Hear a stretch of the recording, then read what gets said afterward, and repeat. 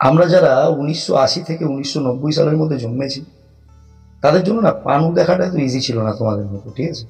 মানে আমরা ইচ্ছে করলে দুম দারাক্কা খুলে পানু দেখতে পারতাম না। কিন্তু আমাদের সময় তার সাবস্টিটিউট ছিল, কি ছিল না, চটি বই। বিভিন্ন রেল স্টেশনে প্ল্যাটফর্মের ওপরে কিছু দাদু প্লাস্টিক বিছিয়ে ওই ছোট ছোট পাতলা পাতলা এরকম ছোট ছোট পাতলা পাতলা বই বিক্রি করতো, আর সেই বই কিনে আমরা চুরি করে করে পড়তাম। সেই বইতে কি থাকতো? হেবি রগরগে সব গল্প থাকতো, সব নানান কিচ্ছা কেলেঙ্কারিতে ভরা। এ বৌদি সে কাকিমা, না উল্টা পাল্টা গল্পে ভরা।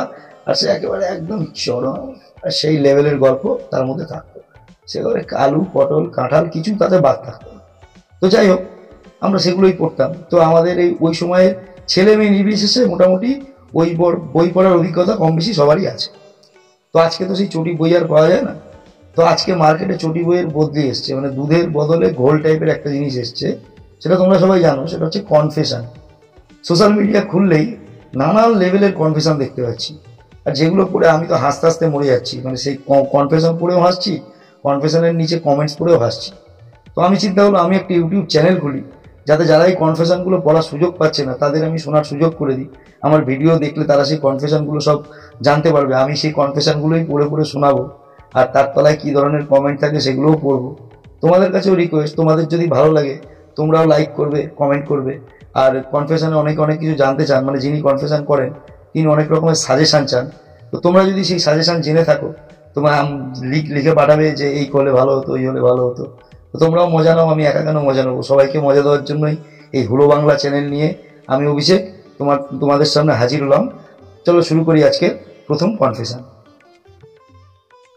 তো এক 29 বছর বয়সী মামুনি লিখছেন যে আমার বিয়ে হলো 3 বছর আর মেয়ের বয়স 1.5 মাস। বিয়ের পর বর সবসময় বলতো কবে আমাদের বেবি হবে আর আমার ব্রেস্ট মিল্ক হবে। সে আমার ব্রেস্ট মিল্ক খেতে চায়। বিভিন্ন লোকের বিভিন্ন ধরনের ফ্যান্টাসি থাকে, এটা হয়তো আমার বরের ফ্যান্টাসি, তাই দয়া করে জাজ করবেন না। তখন সবসময় হেসে উড়িয়ে দিতাম। এখন মেয়ে হওয়ায় ব্যাপারটা দেখছি সত্যি। মেয়ের শেষ হলে বাপের শুরু। প্রচুর এনজয় করে সে, কিন্তু আমার ভয় করে মেয়ের বয়স বাড়লে ওর রিকোয়ারমেন্ট বাড়লে আমি কি এনাফ সাপ্লাই দিতে পারবো? কি অবস্থা, আমি শুধু ভাবছি তাই। যাই হোক, কমপ্লিট করি। আমি চাই না কেউই ছাড়ুক বা কম পড়ুক। আমিও আলাদা এক তৃপ্তি পাই, খুব ইমোশনালি কানেক্টেড ফিল করি। ব্রেস্ট মিল্ক কম পড়লে বর ছেড়ে দেবে মেয়ের জন্য, সেটা আমি জানি, কিন্তু ভয় লাগে তার এত ভালো লাগার জিনিস ছেড়ে পরে যদি অন্যদিকে খোঁজে। জানি অবান্তর ভাবনা, তবু লোকের সংসার ভাঙা দেখে ভয় হয়। ইদানিং যেন আরো বেশি হারানোর ভয় হয়। হয়তো মা হয়েছি মেয়ের জন্য, তাই চিন্তা হয়।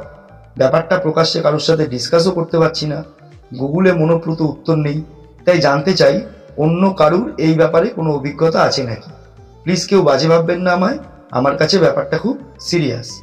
কি মুশকিল বলুন দেখিনি, সে তার বরকে ব্রেস্ট মিল্ক খাওয়াচ্ছে, এবার এই অভিজ্ঞতা কার আছে আর কে কিভাবে শেয়ার করবে? তো যাই হোক, ওনার হয়ে তোমাদেরকেও বন্ধু বলে দিচ্ছি, তোমাদেরকেও তোমরাও শুনে রাখো যে একজন 29 বছর বয়সী এক মামুনি বলছেন যে তার মেয়ের সাথে সাথে তার বড় নাকি ব্রেস্ট ফিডিং করে।